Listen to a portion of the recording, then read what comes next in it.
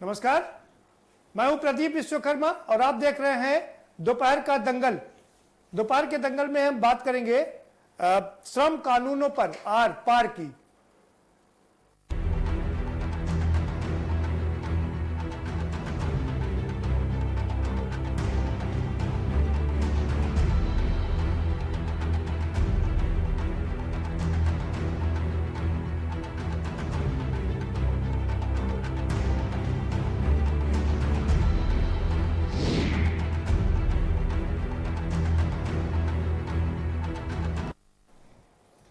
जी हाँ, पूरा विश्व कोरोना महामारी से जूझ रहा है और जूझ रही है विश्व की अर्थव्यवस्था भी, और देश अपना हिंदुस्तान भी इससे इतर नहीं है।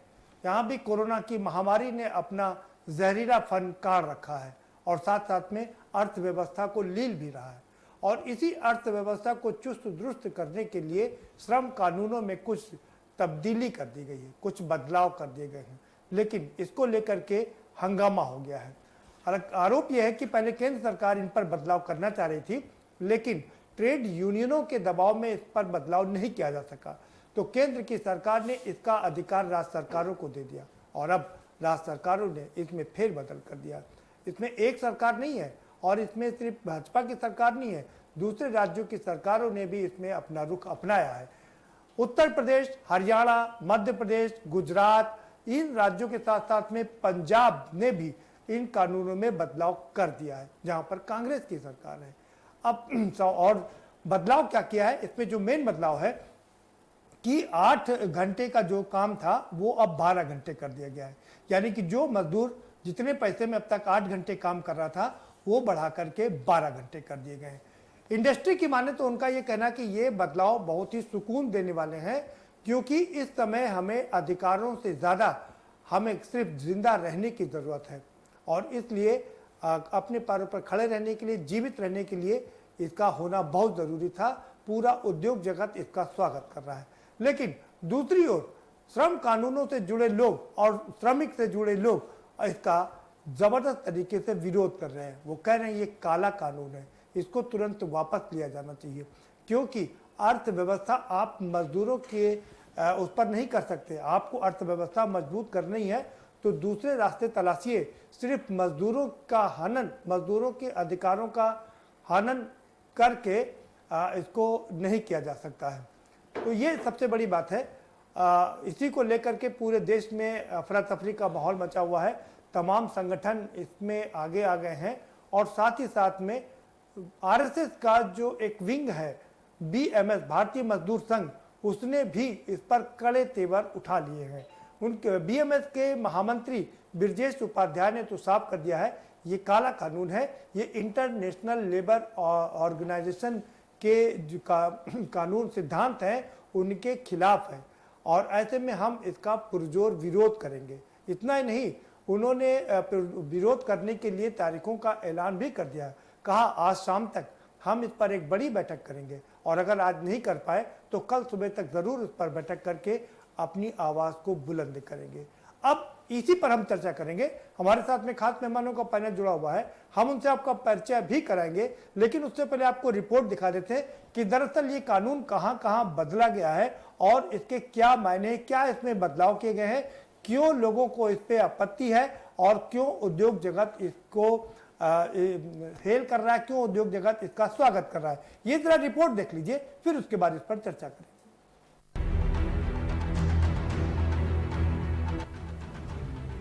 कोरोना वायरस की महामारी के कारण देश में लॉकडाउन लागू है। लॉकडाउन के कारण उद्योग धंधे पूरी तरह से बंद पड़े हैं। श्रमिकों की समस्या के कारण खोलने की छूट के बावजूद बंद पड़े कार्यालयों पर ताले लटके पड़े हैं। तो वहीं अब उत्तर प्रदेश की योगी सरकार ने प्रमुख श्रमिक कानूनों को शिथिल कर दिया है।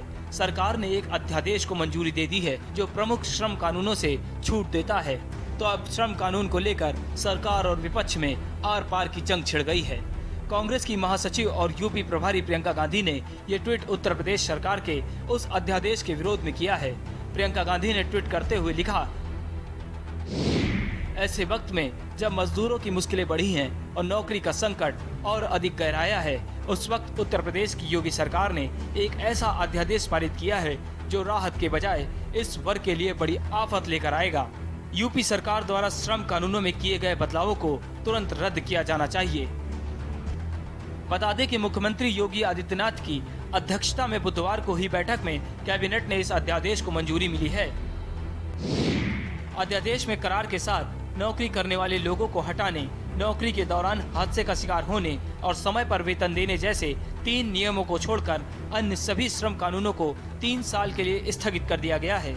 ये नियम यूपी में मौजूद सभी राज्य और केंद्रीय इकाइयों पर लागू होंगे।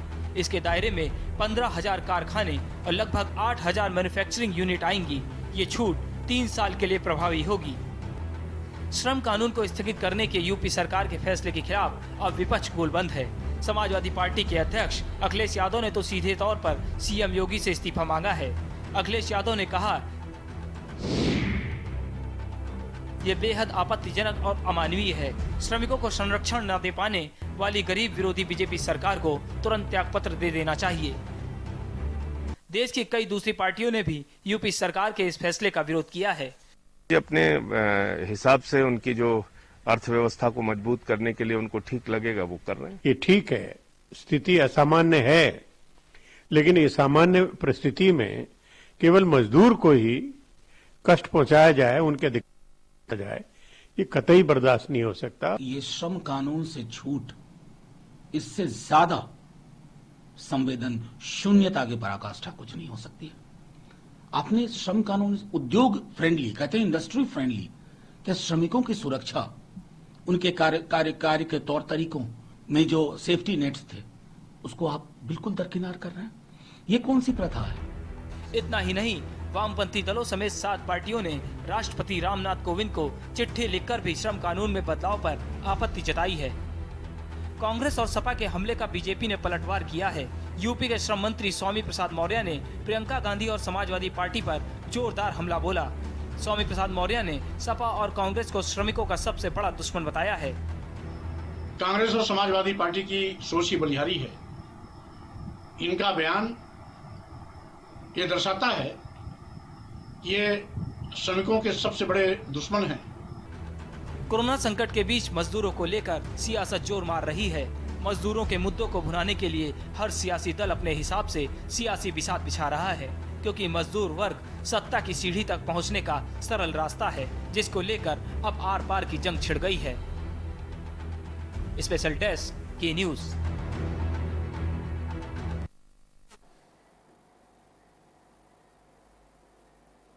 जी हाँ, श्रम कानूनों में बदलाव को लेकर के आर पार शुरू हो गया। दरअसल इसके पीछे की राजनीति समझना पड़ेगा, क्यों ये करना पड़ा।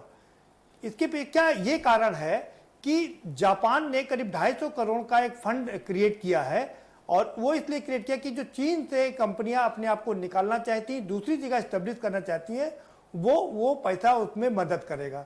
भारत की निगाह इस पर लगी हुई है कि चीन से जो कंपनियां निकले वो भारत में आ जाए, यहां पर स्थापित हो जाए, और इसीलिए इन श्रम कानूनों में इसीलिए श्रम कानूनों में बदलाव किया गया है, जिससे कि उन कंपनियों को कोई दिक्कत ना हो और वो आराम से अपना काम यहां पर कर सके। ये अपने आप में बड़ा सवाल है। लेकिन जो मजदूर संगठनों का मानना है कि इन जो नियम कायदे कानूनों में बदलाव किया गया है, तब्दीली की गई है, उससे हमारा मजदूर वर्ग 100 साल पीछे चला जाएगा, और वो जिस तरह से उसका शोषण किया जा रहा था वो शोषण उसका बढ़ जाएगा। इसी पर चर्चा करेंगे। हमारे साथ खास मेहमानों का पैनल जुड़ा हुआ है, हम उनसे आपका परिचय करा देते हैं। अमित त्रिपाठी हमारे साथ जुड़े हुए हैं, भारतीय जनता पार्टी के युवा नेता है, आपका स्वागत है अमित। और शैलेंद्र धानुक है हमारे साथ में, महामंत्री हैं मजदूर यूनियन के, आपका भी स्वागत है। अध्यक्ष है, माफ करिएगा, शैलेंद्र धानुक जी अध्यक्ष है जी, आपका भी स्वागत है शैलेश जी। सूर्य कुमार शुक्ला जी हमारे साथ में जुड़े हुए हैं, पूर्व आईपीएस है, डीजी रह चुके हैं यहाँ पर, डीजीपी, आपका भी बहुत स्वागत है। फतेह बहादुर सिंह गिल हमारे साथ जुड़ चुके हैं, समाजवादी पार्टी के नेता हैं, आपका भी स्वागत है फतेह बहादुर सिंह जी। और साथ ही मदन मोहन शुक्ला जी भी जुड़ चुके हैं, वरिष्ठ नेता हैं कांग्रेस के, आपका भी बहुत स्वागत है। सीधा रुख करेगा मित्र पार्टी का, क्या जरूरत आन पड़ी श्रम कानूनों में बदलाव की? देखिए प्रदीप जी, जब ये कोरोना महामारी जो आज विश्व में और हमारे देश पे काफी ज्यादा प्रभावी हो चुका है, उसको देखते हुए आप देख रहे थे लगातार हमारे मजदूर भाई जो हैं उनको काफी समस्याओं का सामना करना पड़ रहा था, और कहीं ना कहीं वो पूरे देश में हमारे जो प्रदेश के लोग हैं वो कहीं ना कहीं फंसे हुए थे, जिनको हमारी सरकार, योगी जी की सरकार लगातार दूसरे राज्यों से पलायन करके अपने यहाँ आने के लिए तैयार बैठी थी और आ भी गई है। दूसरी तरफ मैं कहना चाहूंगा प्रदीप जी, जो हमारे मुख्यमंत्री जी ने कहा था कि हमें अपने जो प्रवासी जो श्रमिक मजदूर भाई हैं उनको भी रोजगार देकर यही स्थापित करने का प्रयास किया जाएगा, उसी की तरफ ये कदम है। देखिए प्रदीप जी, सबसे बड़ी बात यह है कि आप भी देख रहे हैं ये विश्व की महामारी है और ये हमारे देश पे भी बहुत प्रभावी रूप से हो चुकी है। तो आप देख रहे थे कि जैसे कई आज अगर हमारे यहाँ पे एक संसाधन सीमित है, लेकिन अगर हमारे पास जो मजदूर बाहर से भाई आए हैं यहाँ पे उनको भी रोजगार देने की चुनौती थी, तो उसी को देखते हुए हमारी सरकार ने इस अध्यादेश को मंजूरी दी है। दूसरी तरफ मैं कहना चाहूंगा प्रदीप जी, जो आपने एक अपनी बात में एक बात कही कि जो विदेशों में कंपनियां हैं उनकी तरफ, जी हाँ, वो भी एक वजह है। जो चीन में जो कंपनियां हैं उनको जो उनका आज मन जो खराब हो गया चीन से, उनको कहीं ना कहीं हम अपने देश में लाने के लिए तैयार बैठे हैं और उनको कहीं ना कहीं ढील देनी है, इसलिए ये एक कदम लिया गया है। लेकिन मैं इतना जरूर कहना चाहूंगा, कोई भी ये मजदूर विरोधी काम नहीं किया गया है, मजदूरों के हितों में काम है और मजदूरों के लिए सरकार प्रतिबद्ध है। ठीक है, फतेह बहादुर सिंह गिल जी, आपके राष्ट्रीय अध्यक्ष तो सीधा इस्तीफा ही मांग लिए है मुख्यमंत्री से, और बाकी मुख्यमंत्रियों से भी मांग लिया है क्या? सीधी सी बात है कि अंग्रेजों ने यहाँ पर राज किया और हम लोग गुलाम रहे काफ़ी समय तक। ये नीतियाँ जो आज अपनाई जा रही हैं, इस सारी भाजपा की जो प्रेरणा स्रोत है वो अंग्रेज है। आपने कहा खुद अपने इस रिपोर्ट में कि विदेशी कंपनियां आ रही हैं, तो अंग्रेजों की कंपनियां हैं, अंग्रेजों का कानून है, कोड़े चलेंगे, चाबुक चलेंगे, और क्या 8 घंटे की जगह 12 घंटे कर दिया, और इससे अच्छा क्या चाहिए? भाजपा इतना बढ़िया काम कर रही है, शराब की दुकानें खुलवा दे रही है, तेल महंगा करवा दे रही है, और क्या चाबुक चाहिए? और क्या चाहती है भाजपा? मजदूरों को आपने वेतन बढ़ाने की घोषणा नहीं करी, शर्म आनी चाहिए आपको। आप तो खून पीने वाली सरकार है। अंग्रेजों का समय याद आ गया इस देश को, ये तो गुलाम हो गया देश, गुलामी की जंजीरों में बंध गया। आपकी ये जो नीतियां हैं, एक बार शीशे में आईने में खड़े हो जाइए और वो सारी बातें दोहराइए जो आप टीवी पे दोहरा रहे हैं। मैं कह रहा हूं शर्म से आपकी आंख नीची हो जाएगी। अब माननीय अखिलेश यादव जी ने इस्तीफा मांगा, बिल्कुल सही मांगा, बिल्कुल सही मांगा। इस्तीफा दे देना चाहिए नैतिकता के आधार पे। थोड़ा सा भी इंसानियत है तो इस सरकार को इस्तीफा दे देना चाहिए। क्या मजदूर सिर्फ बह गया है कुर्बानी देने के लिए? मजदूर देगा कुर्बानी? आप फतेह बहादुर सिंह जी, आप थोड़ा सवाल भी सुन लिया करिए, सवाल सुन लीजिए, आप रुकिए, आपके बाद दोबारा से आएंगे, बाकी लोगों को भी चर्चा में शामिल कर लेते हैं। मदन मोहन शुक्ला जी हमारे साथ में जुड़े हुए हैं, वरिष्ठ नेता हैं कांग्रेस के। जी मदन मोहन जी, क्या कहेंगे आप?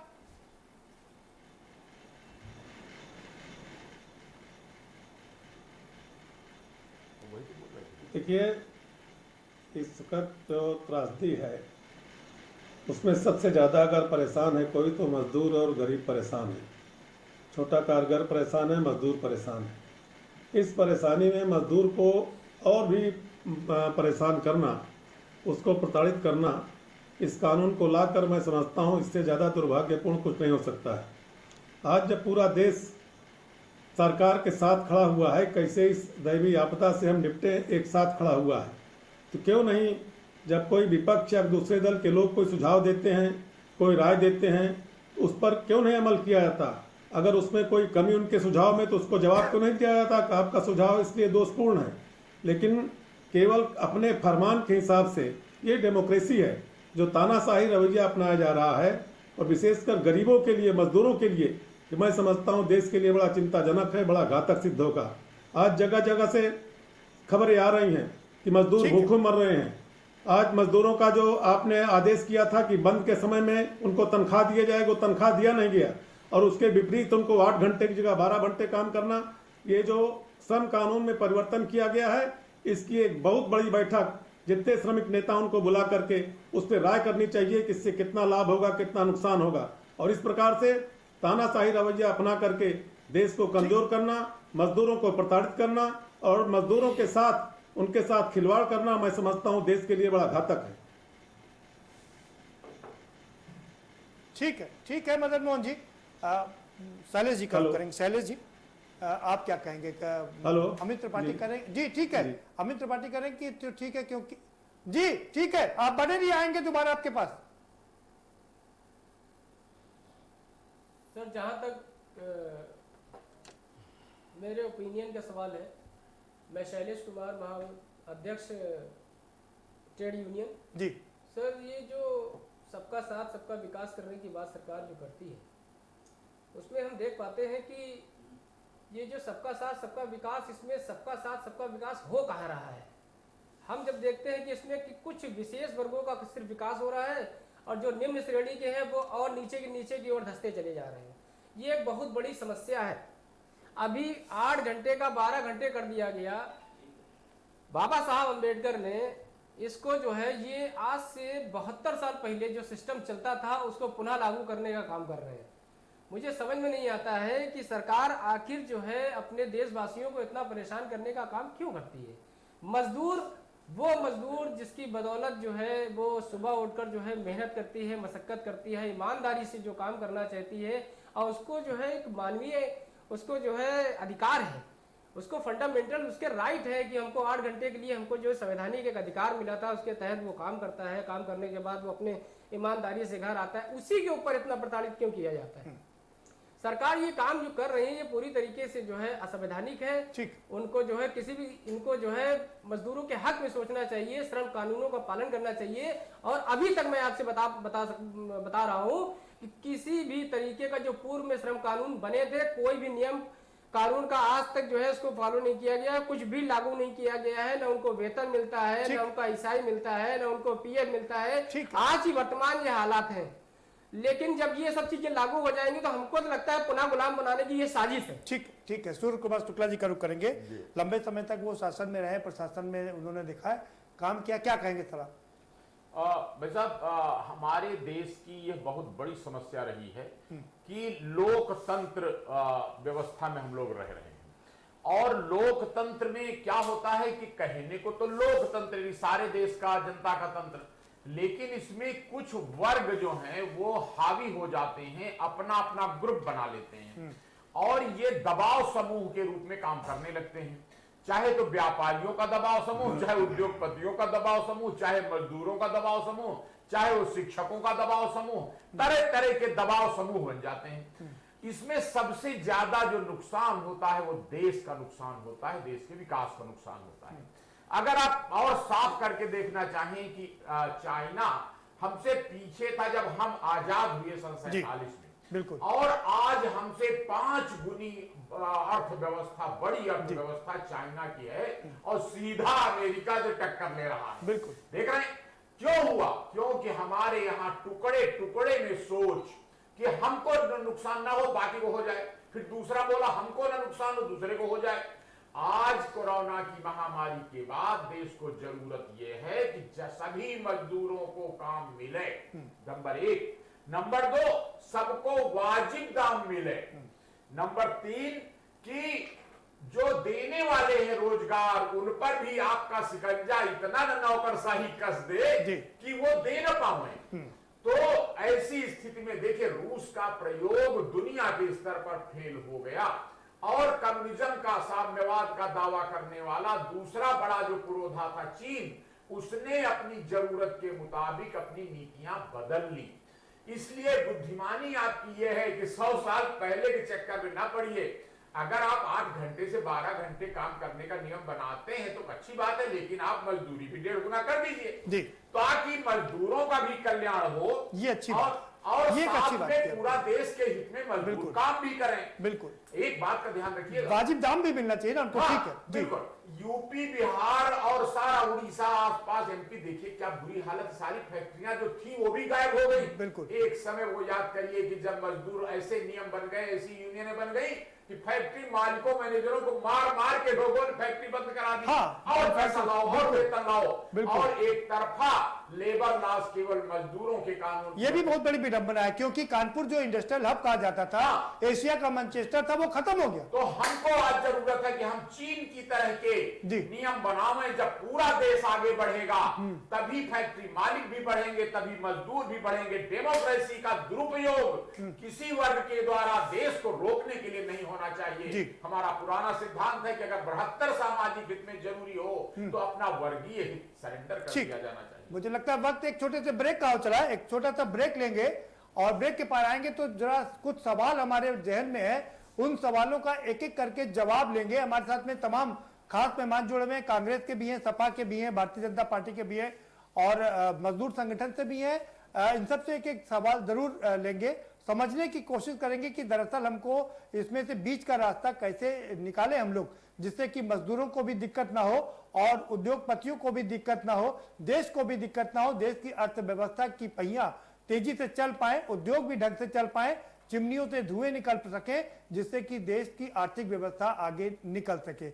इन सब बातों पर चर्चा करेंगे, लेकिन एक छोटे से ब्रेक के बाद।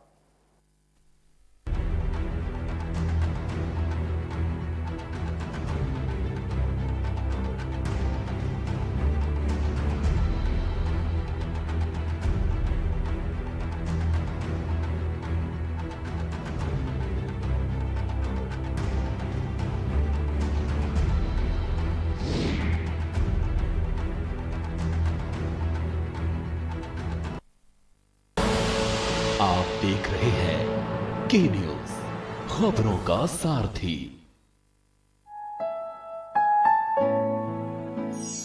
लबों पे उसके कभी बद्दुआ नहीं होती, बस एक माँ है जो मुझसे खफा नहीं होती। मेरी ख्वाहिश है कि मैं फिर से फरिश्ता हो जाऊं, मां से इस तरह लिपट जाऊं कि बच्चा हो जाऊं। जब भी कश्ती मेरी सैलाब में आ जाती है, मां दुआ करती हुई ख्वाब में आ जाती है। घेर लेने को जब भी बलाएं आ गईं, ढाल बनकर मां की दुआएं आ गईं।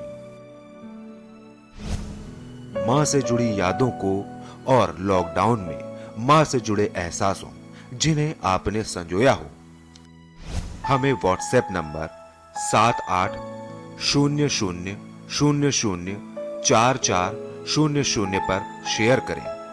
वीडियो 2 मिनट से ज्यादा ना हो। 10 मई को मदर्स डे पर देखिए सबसे प्यारी मां। Mount Litra Z School, Unnao, #1 in academics, #1 in sports, best teachers, best result, smart classroom, best transport facility, world class infrastructure के साथ Mount Litra Z School, Unnao। खुदी को आजमाया है तो ये अंदाज आया है, खुदी को आजमाया है तो ये अंदाज आया है। तुम में भी मैं हूं, शुद्ध प्लस पान मसाला। आप देख रहे हैं के न्यूज, खबरों का सार।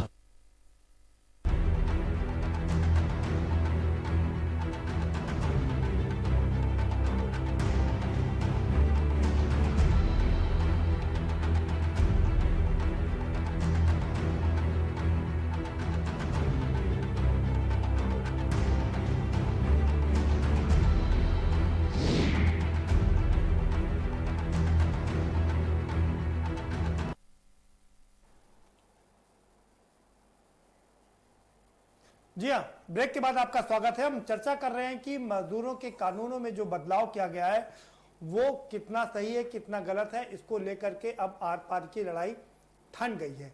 पूरा विपक्ष सरकारों के, उन सरकारों के खिलाफ खड़ा हो गया है जिन सरकारों ने इसमें फेरबदल किया है। उनका ये मानना है कि जिन सरकारों ने इसमें फेरबदल किया, इसको देखते हुए दूसरे राज्यों की सरकारें भी मजबूर होंगी उनके मुख्यमंत्री भी मजबूर होंगे इसमें बदलाव करने के लिए।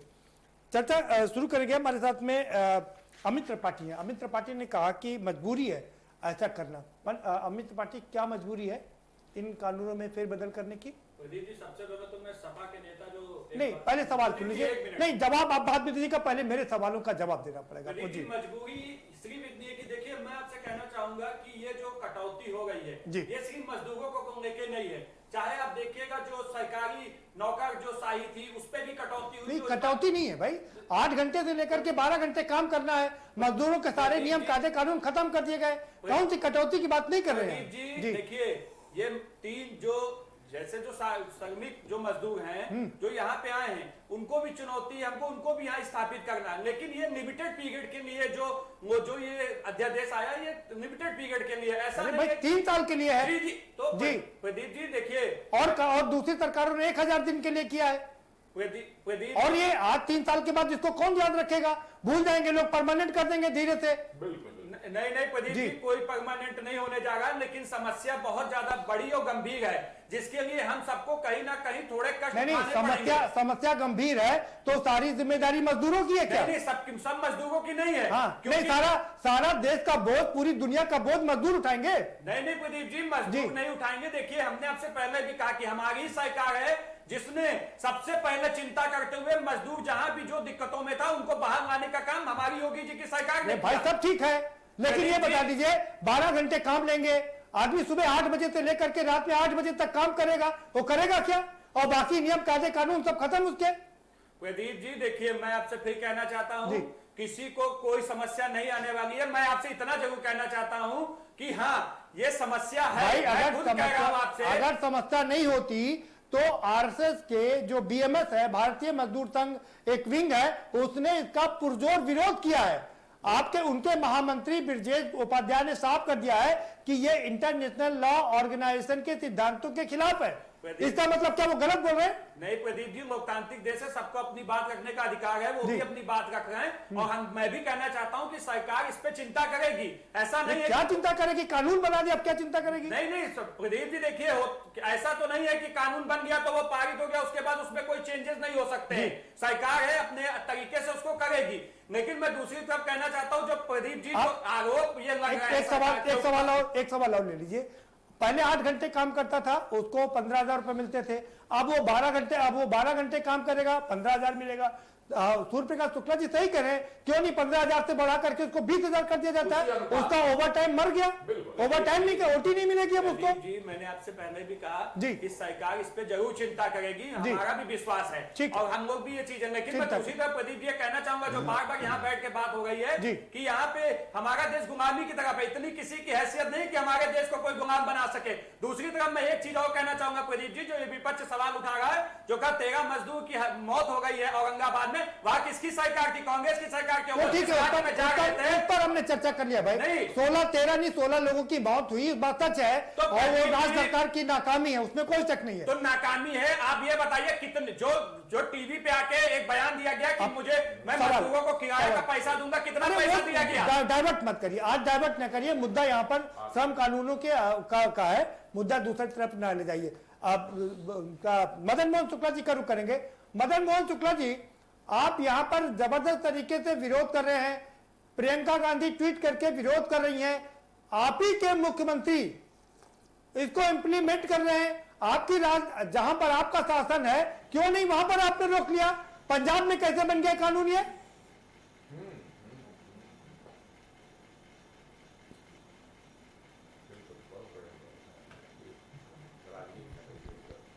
देखिए, ये एक सोची समझी जो साजिश रची जा रही है भारत सरकार के द्वारा मजदूरों के खिलाफ, ये इसका पूरी तरह से मजदूरों के विरोध में मजदूर को मजबूर किया जा रहा है कि भूखे पेट 8 घंटे की जगह 12 घंटे काम करे। उसके लिए कोई किसी तरह का ध्यान नहीं दिया जा रहा है। उद्योगपतियों के हित में फैसला लिया जा रहा है, कैसे उद्योगपतियों का उनको ध्यान रखा जाए। ये कानून केंद्र सरकार ने नहीं बनाया है, सारे पर चल रही, ये कानून राज्य सरकारों ने बनाया है और पंजाब की सरकार ने भी इसको कानून बनाया है। केंद्र सरकार को हस्तक्षेप, केंद्र सरकार को पंजाब की सरकार ने अभी नहीं बनाया, ये उत्तर प्रदेश सरकार ने शुरुआत की है। केंद्र सरकार को मेरा अनुरोध है, हस्तक्षेप करना चाहिए। ये मजदूरों का शोषण है, ये उद्योगपतियों के हित में जो उनके इशारे पर चल रहा है पूरे देश में उद्योगपतियों के लाभ के लिए, उससे किया जा रहा है। ये मजदूरों के मानवाधिकार का हनन किया जा रहा है। इस प्रकार से देश में आपको सर्वदलीय मीटिंग बुलाना चाहिए। क्या इससे लाभ है, क्या हानि है? मजदूरों को क्यों ये शोषण किया जा रहा है? प्रियंका गांधी वाड्रा ट्वीट कर रही है। प्रियंका गांधी वाड्रा ने पंजाब के मुख्यमंत्री को फोन करके क्यों नहीं कहा कि इस कानून का अनुपालन नहीं होगा, इसको आप कानून मत बनाइए?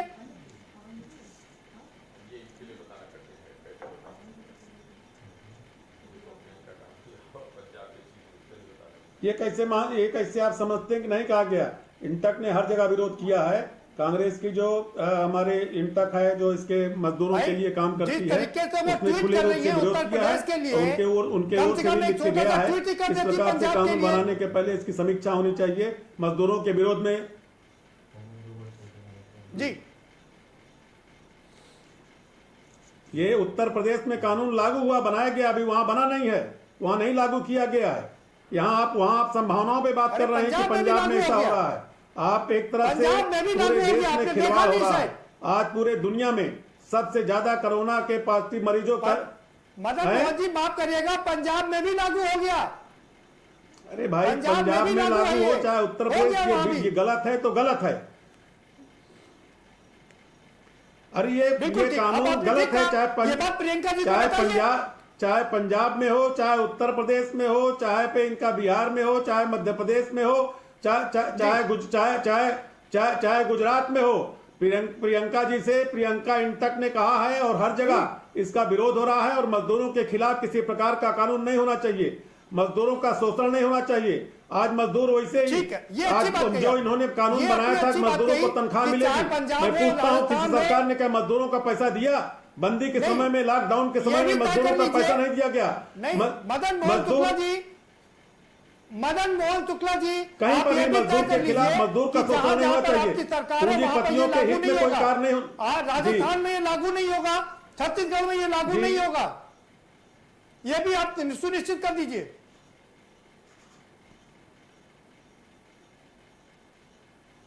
हम कह रहे हैं पूरे चुनौती के तौर पे कह रहे हैं कि पूरे हिंदुस्तान में भाजपा की 80% सरकारें हैं। ये सरकार न लागू हो, कांग्रेस में नहीं लागू, कांग्रेस सरकारों में नहीं लागू होगा। मैं दावे के साथ कहता हूं, मजदूरों के खिलाफ ये कानून भारतीय जनता पार्टी जो लागू करवा रही है उसको नहीं लागू करना चाहिए। 2 महीने के लॉकडाउन का पहले उनको पैसा मिलना चाहिए, उनको खाने पीने की सुविधा मिलनी चाहिए, उनको आने का मुफ्त में किराया होना चाहिए। या तो कांग्रेस के या आज रेल मंत्रालय की आपके पास, ठीक है मदन मोहन जी, 17 जितने जो भाजपा शासित ये शुरुआत भाजपा राज्यों ने किया है। भाजपा की केंद्र में सरकार है और केंद्र में सरकार है, प्रदेश में है। इनको चाहिए कि ये इस कानून काले कानून को वापस लें। मजदूरों के खिलाफ फैसला लिया जा रहा है, मजदूरों का शोषण करने के लिए फैसला किया जा रहा है। मजदूरों का मुझे बाकी अभी सवाल पूछना पड़ेगा। फतेह बहादुर सिंह, ठीक है, ठीक है, मदन मोहन जी आएंगे। मैं चाहता हूं कि मैं चाहता हूं कि सर्वदलीय बैठक बुलाकर इसमें चर्चा की जाए, सर्वदलीय बैठक बुला के चर्चा कराई जाए इसमें। ठीक है, ठीक है, ठीक है, ठीक है, बात आपकी मान ली गई। ठीक है, फतेह बहादुर सिंह गिल जी, विपक्ष में रह करके किसी भी चीज का विरोध करना आसान है, सत्ता में जब आते हैं तो बड़ा मुश्किल हो जाता है। आपकी सत्ता यहां पर रही, 5 साल अखिलेश यादव पूर्ण बहुमत की सरकार में रहे, मजदूरों के लिए कुछ किया था क्या आपने? देखिए, एक चीज स्पष्ट बता दूं, जो कानून और जो भाजपा कर रही है इसका इतिहास रच रही है। इतिहास में कभी ये नहीं हुआ, कभी नहीं हुआ कि 12 घंटे काम होगा और 8 घंटे का पैसा मिलेगा, कभी नहीं हुआ। इस समय में शराब की दुकानों को खोल देना, मंदिरों में ताला डाल देना, ये भाजपा कर सकती है। ये आप देखिए, इनका चरित्र देखिए। मैं तो कहता हूँ कितनी बड़ी महामारी आई हो। मैं तो कहता हूँ ये मान्यवर प्रवक्ता बैठे हुए हैं भाजपा के, ये स्पष्ट करें कि आज इनके 90% भारतीय जनता का विधायक असंतुष्ट है अपने मुख्यमंत्री से। आज विधानसभा के पटन पर आज बहुमत सिद्ध करना पड़े तो आज सरकार भारतीय जनता पार्टी की गिर जाएगी। आज सरकार गिर जाएगी। मुद्दे पर आइए। असंतुष्ट है इन्हीं के लोग, आप बताइए कुछ। इन्हीं के लोग असंतुष्ट हैं। आपके नेता दोनों लोग, मैं साफ कह सकता हूं, नहीं, ये प्रश्न करे मैं उत्तर दूंगा। दोनों लोग मुद्दे को डाइवर्ट कर देना चाह रहे हैं। ये प्रश्न करे मैं उत्तर चाहते हैं कि श्रमिकों पर बात हो। बात करने का बिल्कुल नहीं सुनूंगा, किसी की भी नहीं सुनूंगा। मैं अमित त्रिपाठी आपके भी नहीं सुनूंगा, फतेह बहादुर सिंह की आपकी भी नहीं सुनूंगा। सीधा सवाल और सीधा जवाब चाहिए मुझे। श्रमिकों का, आपने कहा कि कानून श्रमिकों का वेतन बढ़े, श्रमिकों का वेतन बढ़े और 10 लाख रुपया उनका जीवन बीमा किया जाए। ये ठीक बात है, ये मैं कह रहा हूं आपके चैनल पे। ठीक है, उनके शरीर को आप निचोड़ेंगे, उनके शरीर को कानून बनवाते हैं, उनके शरीर को आप 12-12 घंटे निचोड़ेंगे। उनका जीवन बीमा करिए 10-10 लाख रुपए का मुनाफा कमाया। 10-10 लाख रुपए जीवन बीमा होना चाहिए। दिल साहब रुकिए, आप आपके पास आएंगे। ठीक है, ठीक आएंगे आपके पास। शैलन जी, देश इस समय महामारी से गुजर रहा है, हमको सबकी चिंता करना है, इस बात में कोई शक नहीं है। मजदूर हमारे भाई हैं, 80 करोड़ मजदूर हमारे भाई हैं, उनकी चिंता करना सबसे बड़ी बात है। लेकिन आपको नहीं लगता कि 100 साल के बाद इतनी बड़ी महामारी है, इस समय सबको मिल बांट के काम करना चाहिए? बिल्कुल करना चाहिए सर, मिल बांट के काम, लेकिन किसी विशेष वर्गों के लिए इस तरीके के कदम उठा लेना। मैं आपको ये भी आपको अवगत कराना चाहता हूँ कि फर्स्ट सेकंड कई कैटेगरीज होती हैं मजदूरों में, श्रमिकों में, जिसमें जो है फोर्थ क्लास एम्प्लॉइज होते हैं, उनकी कैटेगरीज के साथ ही जो है सरकार ने इतना जो है जितनी बार भी जो है जो उनको तोड़ने का काम किया। अब मेरा सवाल सुन लीजिए। सवाल ये है, कानपुर एशिया का मैनचेस्टर कहलाता था, वहां की तमाम लाल इमली से लेकर के तमाम कंपनियों में धुआं निकलता था, मजदूरों को पैसा मिलता था। ये राजनीति करके, ये सारा यूनियनबाजी करके पूरी देश की इंडस्ट्री को तहस नहस कर दिया।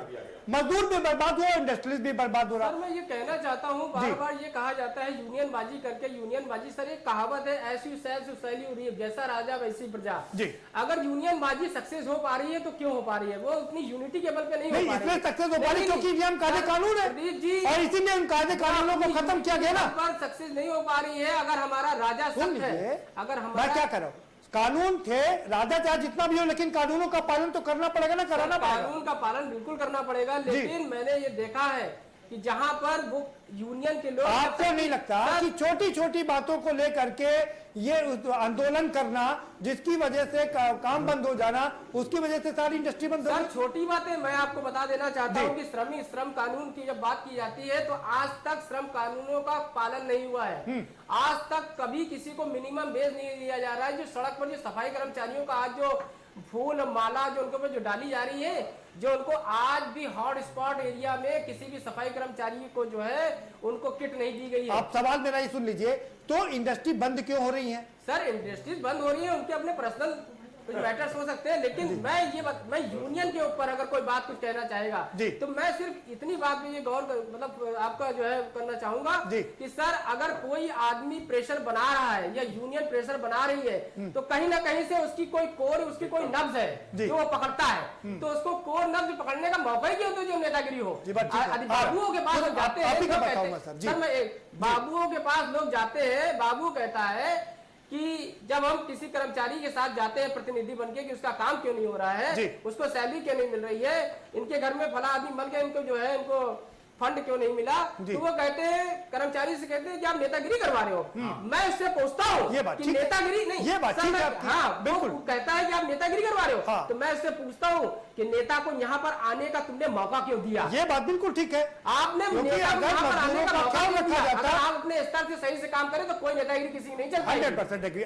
सूर्य प्रकाश जी आप कुछ कहना चाह रहे? जी मैं ये कहना चाह रहा हूँ जी कि बिल्कुल भाई साहब की बात से मैं सहमत हूँ, शैलेंद्र जी की बात से जी कि दो बड़ी भारी दिक्कतें हमारी व्यवस्था में रही। नंबर 1 घूसखोरी भ्रष्टाचार, नंबर 2 न्याय मिलने में विलंब। जी ये दो कारणों से जब समय से न्याय नहीं मिलता तो अराजकता होने लगती है। और बड़ा दुर्भाग्य है, वो भी एक यूनियनबाजी का शिकार है। देश की न्यायपालिका में जो न्यायिक सुधारों की जरूरत है, वो सारे वरिष्ठ जज साहबान इकट्ठा हो गए कि नहीं, हम ही अपनी तैनाती करेंगे, हम ही अपना घर चलाएंगे। हमारा ही स्ट्रक्चर है, बाहर कोई छू नहीं सकता इसमें से। न्यायपालिका स्वतंत्र है जी। अरे भाई, जब तुम कहोगे स्वतंत्र है तो मजदूर भी कहेंगे हम स्वतंत्र हैं, फैक्ट्री मालिक कहेंगे हम स्वतंत्र हैं। बिल्कुल ठीक इस बात। प्रकार की अराजकता का मुख्य दो कारण, एक तो देश का घूसखोरी, भ्रष्टाचार रोकने की मशीनरी अभी तक जिला तहसील लेवल तक बनी ही नहीं है।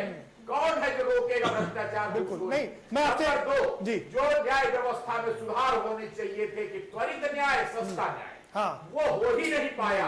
और उसकी कोई ऑर्गेनाइज्ड व्यवस्था की मौके पर पहुंच के कोई न्याय कर दे ताकि मजदूर को लड़ाई न करनी पड़े, बिल्कुल ठीक, और मालिक को, और यानी फैक्ट्री मालिक को पीटना न पड़े। ये जो फैक्ट्री बंद हुई उनका मुख्य कारण था आगजनी, हिंसा, मैनेजरों से मारपीट, और उसके कारण ये लोग भाग गए थे। लेकिन जरूरत आज संतुलन की है कि चीन से फैक्ट्रियां लानी भी है, देश को आगे बढ़ाना भी है, सबको मजदूरों को मजदूरी मिलनी भी है।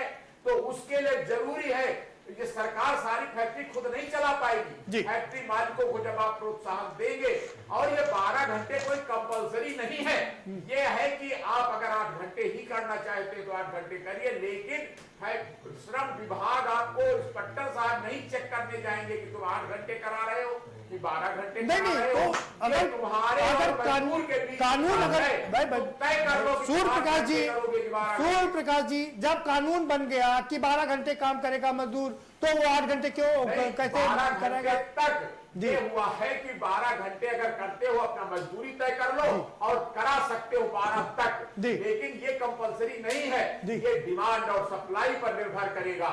और बताऊं आपको कि आज अगर हम चीन से पीछे छूटे हैं विश्वकर्मा जी, तो मुख्य ही कारण कि चीन का बना सामान बिल्कुल सस्ता पड़ता है, क्योंकि वहां 2000 युआन में हर मजदूर काम करता है। बात 100% मजदूरी के रेट क्यों बढ़े? सरकारी अधिकारियों कर्मचारियों ने पहले अपने बढ़ाए, देखा देखी निगमों में बढ़े, फिर देखा देखी प्राइवेट कंपनियों में बढ़े, ठीक है। तो और आज सारी दवाएं कपड़े की फैक्ट्रियां ढाका चली गई, हमारे तमाम इलेक्ट्रॉनिक के सामान सब चाइना से आने लगे। तो सारी चीजें जुड़ी हुई हैं, बिल्कुल, और सब एक दूसरे से लिंक्ड है। वर्गों को दबाने की जरूरत है कि आप वर्गीय हितों के लिए सरकार को ब्लैकमेल नहीं कर सकते। फैक्ट्री मालिकों को भी दबाया जाए, मजदूरों को भी दबाया जाए कि आप देश की सोचिए। बिल्कुल। सवाल मेरा आपसे ये है, अगर इस तरह से कानून और नियम कायदे कानून बना और मजदूरों ने काम करने से इनकार कर दिया, तो फैक्ट्रियां चलेंगी कैसे? क्योंकि आज इंडस्ट्रीज उन मजदूरों से वंचित है, और वो इंडस्ट्रीज कह रहे हैं कि मजदूरी नहीं कैसे काम करें। आएंगे, जिसकी इच्छा होगी वो करेंगे। चलिए अमित त्रिपाठी का रुक, अमित त्रिपाठी, ये ठीक बात है कि मजदूर तो अपने अपने घर चले गए। अब सवाल ये कि मालिकों को मजदूर मिल नहीं रहे हैं। ये अगर लॉ बनता है तो वो काम कैसे करेंगे? वो साफ मना करते हैं कि हम मनरेगा में काम करेंगे। मनरेगा का रेट कम है जी। देखिए, मैं आपको बता दूं, मजदूरों को जितना भी दबाने का प्रयास या जो भी पहले किया जाता था वो इस सरकार में नहीं किया जा रहा। मैं आपको बता दूं, पहली सरकार ऐसी है जो इतना मजदूरों के लिए सोचते हुए आगे से आगे मजदूरों में कदम उठा रही है। मैं दूसरी तरफ कहना चाहूंगा प्रदीप जी कि देखिए, हमारी सरकार ने शुरुआत से ये चीज कही है कि जो भी प्रवासी मजदूर हैं या जो हमारे यहाँ है, देखिए प्रदीप जी, समझने वाली बात है, जो हमारे यहाँ मजदूर थे तो उनको संसाधन सीमित थे, उसमें भी कुछ रह जाते थे जिनको काम नहीं मिल पाता था। मैं आपसे बता दूं, जो हमारी सरकार की चिंता ये थी कि हम संसाधनों को कैसे बड़े करें, कि जो प्रवासी मजदूर आ गए उनको भी हम इस काम में इन्वॉल्व करके उनकी जो दिनचर्या है उसको आगे आने वाले समय में बढ़ाने का काम करें। उस पर एक मजबूत कदम है। मैं आपसे जरूर कहना चाहता हूं कि प्रदीप जी, ये एक कठिन हो सकता है कि 12 घंटे करने के बाद भी उनको तनख्वाह इतनी मिल रही है, इस पे चिंता करनी चाहिए, अवश्य करनी चाहिए। लेकिन मैं प्रदीप जी फिर कहना चाहूंगा, ये एक महामारी का समय है, बिल्कुल सहयोग सबको करना पड़ेगा। आप देखेंगे लेकिन सहयोग खाली मजदूरी क्यों करे? मालिक भी कर ले, थोड़ा सा वो भी पैसा बढ़ा के दे दे, सुविधाओं का थोड़ा इजाफा कर दे, आएंगे। अमित त्रिपाठी, समय कम है हमारे पास में। मदन मोहन जी कुछ कहना चाह रहे हैं। जी मदन मोहन जी।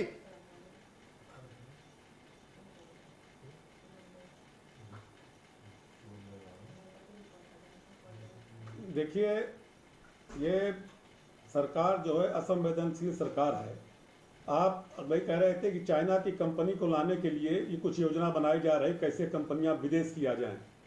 अभी एक विदेश की कंपनी विशाखापट्टनम में जो केमिकल की कंपनी थी, गैस त्रासदी के कारण कितने लोगों की मौत हुई आपसे छिपा हुआ नहीं है।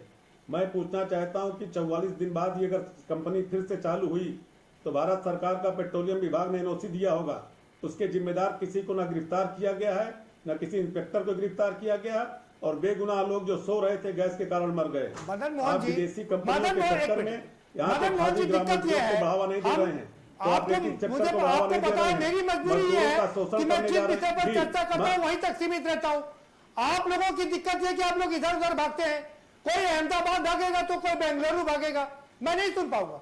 आप इसी मुद्दे पर कुछ कहना चाहते तो कहिए। फतेहबाद सिंह जी आप कुछ कहना चाह रहे थे। मैं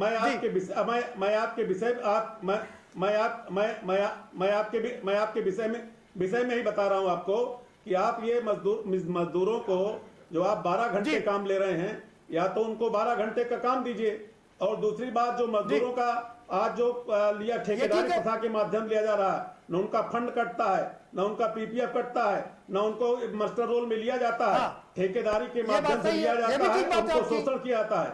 आज इस देश में जिस देश में गरीब का शोषण होगा, जिस देश में मजदूर का शोषण होगा, वो सीधा एम्प्लॉय नहीं होगा, वो कंपनी से खरीदा जाएगा और बीच में कंपनी कट मिलेगी। ये भी बहुत बड़ी मुश्किल है। ये बात पंजाब के मुख्यमंत्री को बता दीजिएगा। ठीक है, समय खत्म हो गया और कंपनी बात आपकी हो गई। फतेहबाद सिंह जी क्या कहेंगे आप? ये निर्णय ठेके पे मजदूरों को ले रही, और जितनी फैक्ट्रियां बंद रही हैं, ये पूंजी करोड़ पूंजीपतियों का माफ कर दिया गया, और मजदूरों के लिए शोषण हो रहा है, मजदूरों के साथ अन्याय हो रहा है। 6 लाख करोड़ आपने भी माफ किया था, एनपीए किया था, उसका भी ध्यान रख लीजिएगा। ये कह रहा हूँ कि मजदूरों के साथ अन्याय न हो, मजदूरों का शोषण न हो, और इसके लिए सर्वदलीय बैठक बुलाकर चर्चा होनी चाहिए। अनुरोध है कि मेरे पास समय कम है, मेरी मजबूरी को समझिए। फतेहबाद सिंह गिल जी अपनी बात रखिए। ये निर्णय जी बिल्कुल आप देखेंगे तो ये उद्योगपतियों के कहे पे लिया हुआ निर्णय है। ये सरकार लेती तो शायद तराजू में बराबर रखती, एक तरफ समय बढ़ाती तो एक तरफ उनका मेहनताना बढ़ाता, मगर उनकी मेहनत बढ़ाई और मेहनताना उतना ही रखा है। इसलिए ये उद्योगपतियों का एक सुझाव था जो कि भाजपा सरकार ने दबाव में उद्योगपतियों के ये काम किया है। और आपको बता दूं, ये खाली पीपे वाली सरकार है, काम करने के बाद भी बजती रहती है, कोड़े चलाएगी मगर मानेगी नहीं, बजती रहेगी जैसे खाली पीपा होता। दुनिया में तमाम देश इसलिए कड़े शब्दों में मैं निंदा करता हूं, और गरीब मजदूरों का खून पीने वाली ये सरकार मजदूरों को बख्श दे। मेरी हाथ जोड़ के विनती है कि खून ना पिए उत्तर प्रदेश सरकार मजदूरों। आप लोग मेरी मजबूरी नहीं समझते, समय का अभाव है हमारे पास। ठीक है शैलेंद्र जी आपकी बात। शैलेंद्र सर, मैं माननीय सर्वोच्च न्यायालय के सर जो आदेश हुआ था 2018 में समान कार्य का समान वेतन, बिल्कुल सर मैं ये भी कहना चाहता हूँ कि इसमें कुछ कैटेगरीज होती है। ये मजदूर मतलब क्या, व्हाट इज लेबर, लेबर किस कैटेगरी में आता है, कौन किसको लेबर आप मान रहे हो, श्रमिक किसको किस कैटेगरी तक आप मान रहे हो? क्या आज जो फर्स्ट क्लास में है, सेकंड क्लास में है, थर्ड क्लास में, फोर्थ क्लास में है, जो फोर्थ कैटेगरीज है इसमें आप लेबर कह किसको रहे हो? लेबर का मतलब चारों क्लास उसमें आते हैं कि सिर्फ एक निम्न वर्ग आता है? ये बहुत बड़ी समस्या है जो कि क्लियर नहीं है। और जब लेबर की बात आती है तो लेबर जल्दी से, समय कम है सर। 12 घंटे का मतलब ये है कि आदमी नहीं समझा जा रहा है, उसको जानवर समझा जा रहा है। ये बात ठीक है, ये आपकी, क्योंकि सुबह 8 बजे से लेकर के रात 8 बजे तक काम करेगा, कब खाना बनाएगा, कब खाएगा, सोएगा, फिर आगे काम, जानवर समझा जा रहा है। आईपीएस सूर्य प्रकाश शुक्ला जी क्या कहेंगे आप? फाइनल कमेंट आपका। हाँ, मेरा विचार यही है कि ये इन बातों के बारे में फिर से मजदूरों के प्रतिनिधियों, सरकार और फैक्ट्री के प्रतिनिधि सभी के साथ बैठ करके फिर से पुनर्विचार करके एक संतुलित निर्णय लिया जाना चाहिए जी, जो सब देश के हित में भी हो और सबको स्वीकार। चलिए, बहुत शुक्रिया आप सभी मेहमानों का, बहुत शुक्रिया इस कार्यक्रम में चर्चा में भाग लेने के लिए। तो सारा जो सार निकल के आ रहा है वो सार यही है कि मजदूरों को मजदूर समझा जाए, लेकिन उनका वो जितनी मेहनत करते हैं उनका मेहनताना भी दिया जाए। ऐसा ना हो कि सिर्फ मेहनत करा ली जाए और उनका मेहनताना ना मिले, क्योंकि देश में और पूरे विश्व में अगर कोई सबसे ज्यादा परेशानी में है तो वो श्रमिक वर्ग है। वो हर तरह से प्रताड़ित है, हर तरह से परेशान है। वो 400 1500 किलोमीटर पैदल चलने के लिए परेशान है, वो अपना पेट भरने के लिए परेशान है, वो अपने परिवारों का पालन करने के लिए परेशान है और सारी समस्याओं को झेल करके भी वो काम कर रहा है। ऐसे में ये ठीक है कि मालिकों का ख्याल रखा जाए, लेकिन मालिकों के साथ साथ में मजदूरों का भी ख्याल रखा जाए। देश की अर्थव्यवस्था को पटरी पर लाया जाए, लेकिन मजदूरों की भी अर्थव्यवस्था को ध्यान में रखा जाए। फिलहाल इस कार्यक्रम में इतना ही। आप हमें दीजिए इजाजत और बाकी खबरों के लिए देखते रहिए के न्यूज इंडिया।